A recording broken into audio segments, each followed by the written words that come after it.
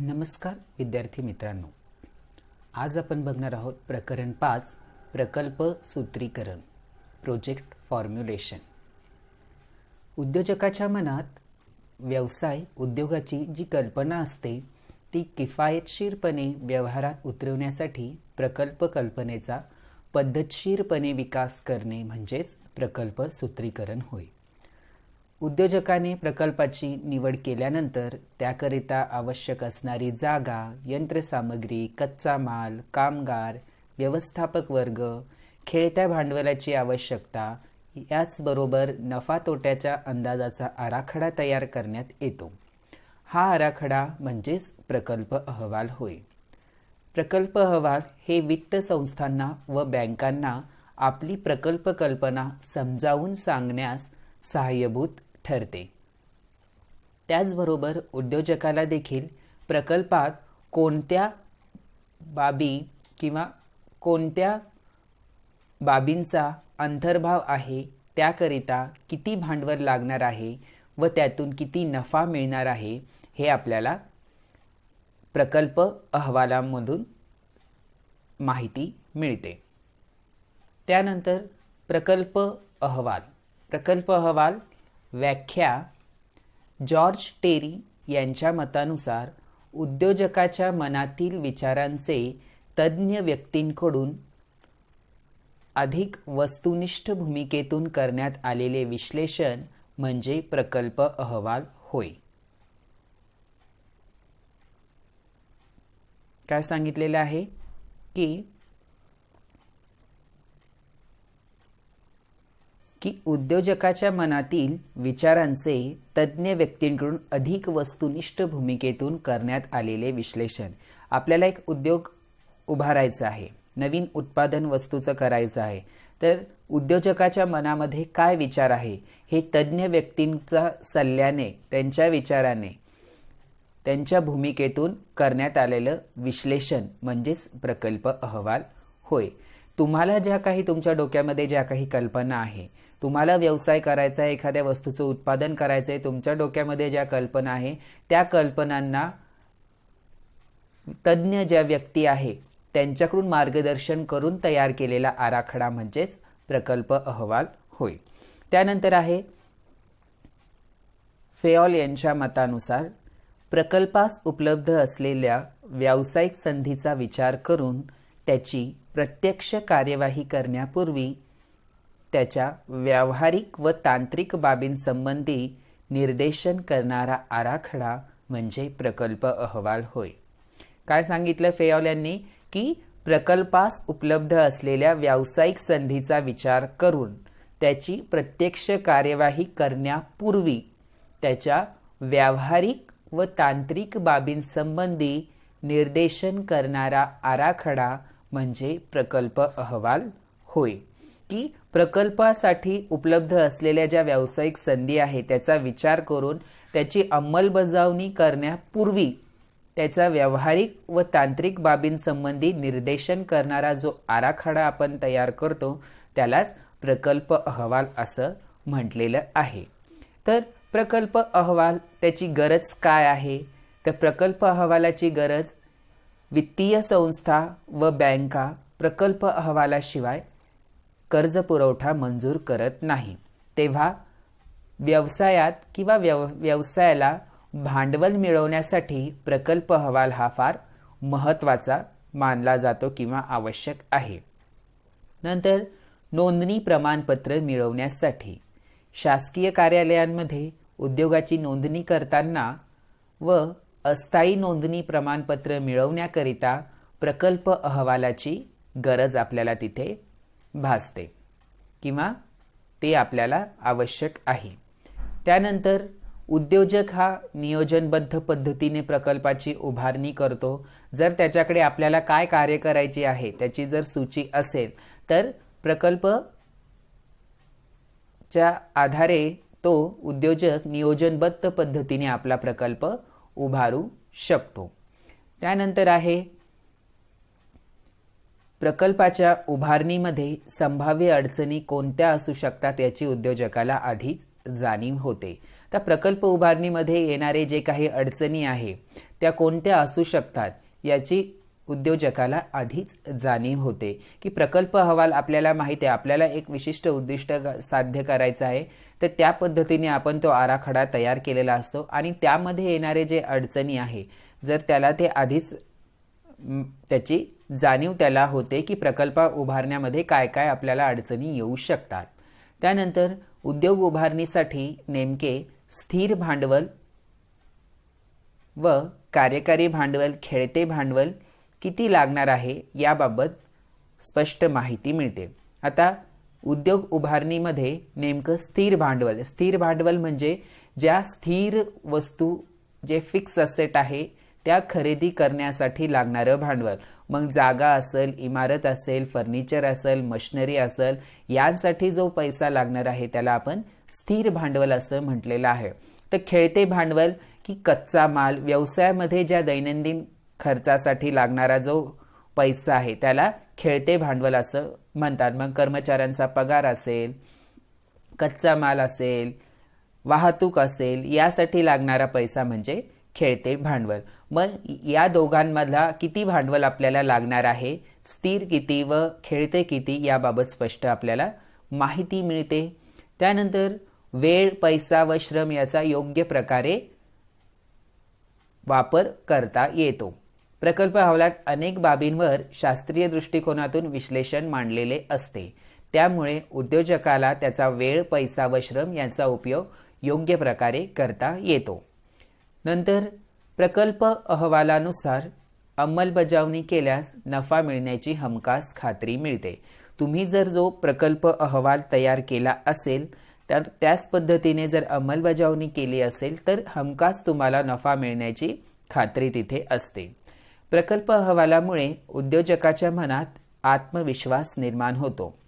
प्रकल्प अहवाल जर असेल आणि त्याला काय काय काम करायचं आहे, कशा पद्धतीने कार्य करायचं आहे हे जर त्याच्या समोर ते आराखड्याद्वारे जर चित्र असेल तर त्याचा एक आत्मविश्वास तिथं निर्माण होतो व चांगल्या प्रकारे तो उद्योग उभारू शकतो. त्यानंतर आहे प्रकल्प अहवालातील माहिती. त्या प्रकल्प अहवाल तयार करत असताना त्या अहवालामध्ये कशा पद्धतीची माहिती असते हे आपण बघूया. त्यामध्ये वेगवेगळे त्यांनी घटक मांडलेले आहे. पहिला घटक आहे प्रास्ताविक. तर यामध्ये संकल्पित उद्योगाबद्दल थोडक्यात प्रास्ताविक माहिती तिथे असते की तुम्ही कशा पद्धतीचा उद्योग करणार आहे, त्याच्यामध्ये काय काय गोष्टी तुम्ही कशाचं उत्पादन करणार आहे हे प्रास्ताविक थोडक्यात आपण तिथे द्यायचं आहे. त्यानंतर उद्योजकाची संपूर्ण माहिती किंवा त्याच्या संस्थेची माहिती, मग त्यामध्ये त्याचं पूर्ण नाव, त्याचं वय, त्याचं शिक्षण काय आहे, पूर्व अनुभव आहे का त्याला, कौटुंबिक पार्श्वभूमी व तांत्रिक ज्ञान त्याला आहे का, याबद्दलची संपूर्ण माहिती उद्योजकाची त्यामध्ये येईल. त्यानंतर संकल्पित उत्पादनाचा तपशील तिथे तुम्हाला द्यायचा आहे की त्यासाठी लागणारा, तुम्हाला उत्पादन करण्यासाठी लागणारा कच्चा माल, उत्पादनाची क्षमता किती आहे, तयार मालाचे कच्च्या मालाशी प्रमाण किती आहे, आपणाला करावयाच्या कागदपत्रांचे, आपणाला करावयाच्या उत्पादनाचे लक्ष्य काय आहे, उत्पादन प्रक्रिया कशी आहे, प्रयोगशाळेतील चाचणींचा अहवाल कसा असेल, संरक्षण विभागास लागणार असल्यास त्याचा तपशील, उत्पादनाची स्पर्धात्मक किंमत, अपेक्षित नफा, कर्जफेडीचा अंदाज, या सर्व गोष्टी तुमच्या उत्पादनाच्या तपशिलामध्ये तिथे नमूद कराव्या लागतात. त्यानंतर उद्योगाची जागा, गावाचं नाव काय आहे, त्या जागे निवडण्याचं कारण काय आहे, त्याचं क्षेत्रफळ किती आहे, त्यानंतर इमारतीचं स्वरूप, त्याचं क्षेत्रफळ, त्याची किंमत किती आहे, यंत्रसामग्रीचा तपशील, त्या यंत्राच्या विक्रेत्यांचे नावे, कोटेशनसह यंत्राच्या किमतीच्या माहिती सुद्धा तुम्हाला तिथे नमूद करायची आहे.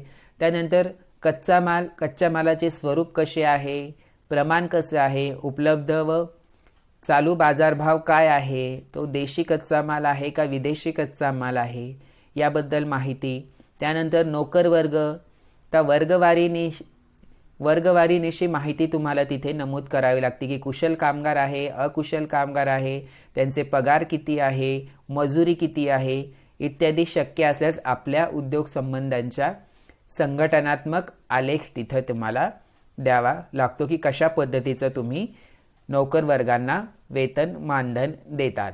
त्यानंतर वीज, इंधन, पाणी यासाठी लागणारा दर किती आहे ते तिथे नमूद करायचं. साठवणुकीची सोय काय आहे तुमच्याकडे तयार झालेला माल तुम्ही कुठं साठवणार आहे किंवा कच्चा माल आलेला तुम्ही कुठं साठवणार आहे.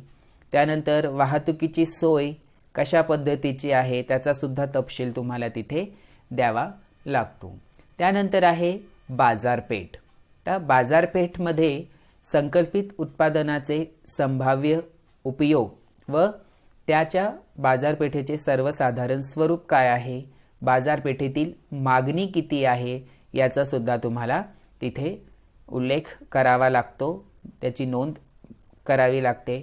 संकल्पित उत्पादनाच्या गेल्या 5 वर्षातील विक्रीची माहिती, उद्योजकाच्या जे काही संकल्पित उद्योग आहे तर त्याचे मागील 5 वर्षाची तुम्हाला तिथे माहिती सुद्धा विक्रीची माहिती द्यावी लागते. संभाव्य ग्राहक काय आहे, त्याची गरज काय आहे, बाजारपेठेतील त्या वस्तूची किमान व कमाल किंमत काय आहे, आपल्या स्पर्धकांची नावे, बाजारपेठेतील त्यांचे स्थान, त्यांच्याशी स्पर्धा करण्याची आपली व्यूहरचना काय आहे, या सर्व गोष्टी बाजारपेठ या घटकामध्ये तुम्हाला तिथे मांडायचे आहे. त्यानंतर भांडवल उभारणी. आपण आधीच बघितलेले आहे की भांडवल उभारणी वरील सर्व घटकांचा विचार केल्यास उद्योगासाठी आपणास एकूण किती भांडवल लागणार आहे याचा एक कल्पना येऊ शकते, अंदाज येऊ शकतो. त्यापैकी उद्योजक त्याच्या स्वतःकडे असलेले किती भांडवल तो त्याच्यामध्ये गुंतवतो व बँकेकडून किती कर्ज घेतो याचा त्याला अंदाज येतो व भांडवल उभारणीचे विविध कारणे व अंदाजही जास्तीत जास्त ते अचूक आपल्याला ठरवता येतात की आपल्याकडे किती पैसा आहे. जर एकंदरीत चित्र जर आपल्याला प्रकल्पाचं कळालं तर एकंदरीत किती खर्च लागू शकतो, मग आपल्याजवळ किती पैसा आहे आणि आपल्याला कर्ज किती घ्यायचं आहे याचा एक अंदाज आपल्याला येतो. त्यानंतर नफा तोटा पत्रक आपल्याला तिथे मांडायचं आहे, करावं लागतं की गुंतलेले भांडवल त्याचा मेळ घालून अंदाजे वार्षिक उत्पन्न खर्च तयार करणे आवश्यक आहे. त्याचा उपयोग फक्त बँकेच्या माहितीसाठी नसतो तर त्याचप्रमाणे खर्चावर नियंत्रण ठेवण्यासाठी सुद्धा उद्योजकाला ते आवश्यक असते की एकंदरीत आपण किती गुंतवतो आहे आणि आपल्याला किती नफा मिळतो आहे यावरून तो खर्चावर नियंत्रण ठेवू शकतो. त्यानंतर प्रकल्पाचा एकूण खर्च. प्रकल्पाला एकूण खर्च मग स्थिर भांडवलासाठी जमीन, इमारत, यंत्रसामग्री, अन्य मालमत्ता, प्रारंभिक खर्च यासाठी लागणारा किती भांडवल आपल्याला स्थिर भांडवल लागेल. तर खेळते भांडवल सामान्यतः 3 महिन्यांचा कायम व उत्पादनांवर बदलणाऱ्या खर्चा एवढं. कायम खर्चात भाडे, वीज, पाणी, नौकर वर्गाचा पगार, प्रशासकीय खर्च इत्यादींचा समावेश या खेळत्या भांडवलामध्ये असतो. त्यानंतर प्रकल्पाचे सर्वसाधारण मूल्यमापन. तर या सदरामध्ये प्रकल्पाचं वैशिष्ट्य कोणतं ते नमूद करावं लागतं. प्रकल्पामुळे उपलब्ध होणारा रोजगार, एखादं खास वैशिष्ट्य असल्याचा त्याचा उल्लेख त्यामध्ये त्यांनी केला पाहिजे. त्यानंतर सामाजिक परिस्थितीच्या स्थित्यंतर होण्यास जर प्रकल्पाचा हातभार लागत असेल तर तसे लिहावे. उदाहरणार्थ मागास भागांच्या विकासाला मदत इत्यादी प्रकल्पाचे सम्यक मूल्यमापन व्हावयास या तपशिलाचा उपयोग होतो. आणि शेवटी आहे प्रकल्प अहवाला जोडावयाची कागदपत्रे की कोणकोणते तुम्ही कागदपत्र जोडणार आहे. तर त्यामध्ये आहे संबंधित जमीन ही बिनशेती असल्याचा महसूल अधिकाऱ्यांकडून दाखला असायला पाहिजे. नो ऑब्जेक्शन सर्टिफिकेट असलं पाहिजे. स्थानिक ग्रामपंचायत किंवा नगरपालिका यांचा दाखला तुमच्याकडे असला पाहिजे.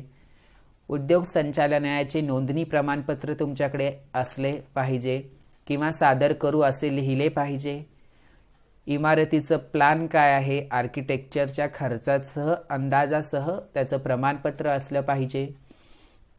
त्यानंतर यंत्रसामग्रीचं कोटेशन, प्रयोगशाळा चाचणीचा दाखला, नियोजित उत्पादन कोणी वापरल्यास त्याच्या उपयुक्ततेबद्दल प्रमाणपत्र इत्यादी सर्व कागदपत्र तुम्हाला प्रकल्प अहवालासोबत तुम्हाला जोडावे लागतात.